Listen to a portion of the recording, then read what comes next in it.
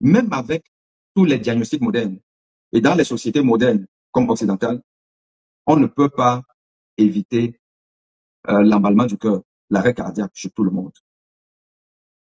Imaginez-vous donc en Afrique, dans les pays à revenus faibles ou intermédiaires. D'où la nécessité finalement, au-delà du préventif. Parce que pour prévenir, avoir une bonne hygiène de vie, ne pas fumer, faire du sport, perdre du poids, soigner son hypertension artérielle, soigner son diabète, soigner son cholestérol. Si vous faites déjà ça, vous avez diminué de beaucoup la malchance de faire un arrêt cardiaque.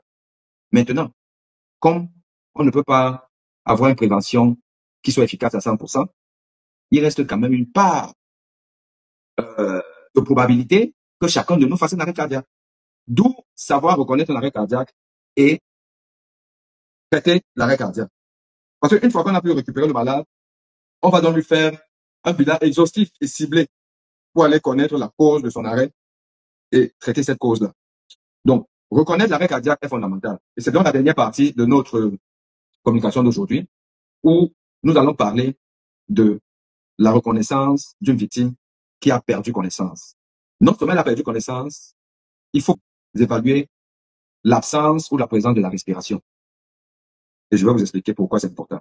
Mais déjà, une victime qui a perdu connaissance, c'est-à-dire que la personne, si on perd connaissance, c'est que on peut pas perdre connaissance, c'est dans le goût.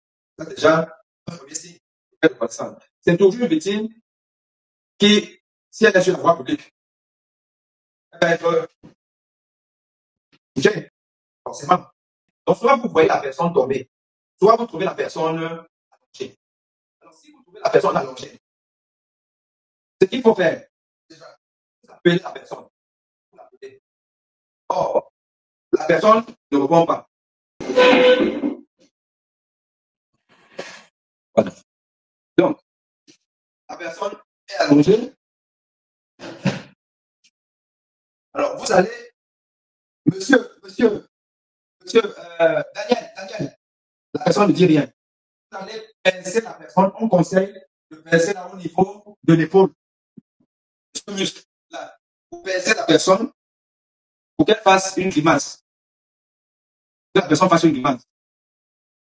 Si la personne, en la pinçant, la personne fait une grimace, c'est qu'elle n'a pas perdu connaissance.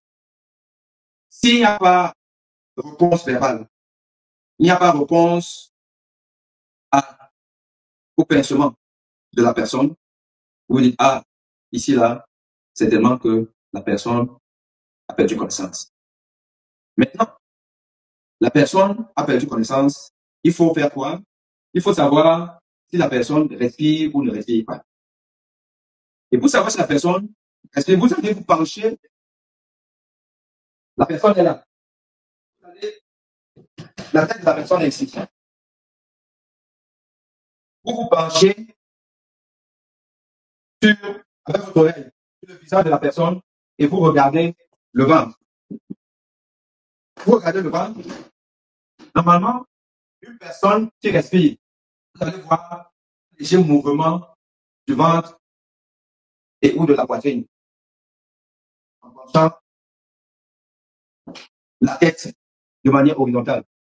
Vous voyez si la personne respire. Et vous pouvez même aussi, pendant que vous penchez, vous essayez de mettre votre pompe de main au niveau de ses narines. Si vous sentez un léger souffle ou pas. Mais ceci, c'est en quelques secondes. Quelques secondes.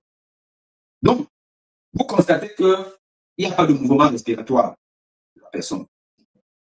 Pas de réponse à l'appel. Pas de réaction au pincement. La personne ne respire pas.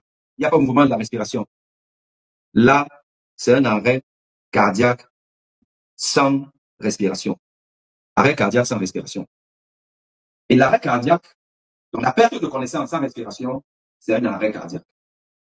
Si la personne ne réagit pas et ne respire pas, c'est un arrêt cardiaque. Si la personne ne réagit pas, mais respire, le cœur n'est pas arrêté. Ce n'est qu'en ce moment que vous allez mettre la personne sur cette position-ci. Si la personne ne réagit pas et respire. La personne ne réagit pas et respire. Vous mettez sur cette position latérale de sécurité. Mais je veux encore vous dire que c'est le cas le moins fréquent. Et c'est quand vous avez trouvé une personne allongée. Il n'y avait personne, il n'y avait pas de témoin, vous venez de trouver une personne. C'est là où vous faites ça. Si vous voyez la personne tomber, comme on a vu ce pilote tomber, là, c'est clair que c'est un arrêt cardiaque. Donc, ces personnes-là, forcément, ne respiraient pas. Vous devez donc adopter la deuxième attitude qui doit être la plus fréquente. C'est que le patient qui ne réagit pas et ne respire pas, vous ne mettez pas en position latérale, comme moi j'appelle d'insécurité, mais en position décubitus dorsal. Décubitus dorsal.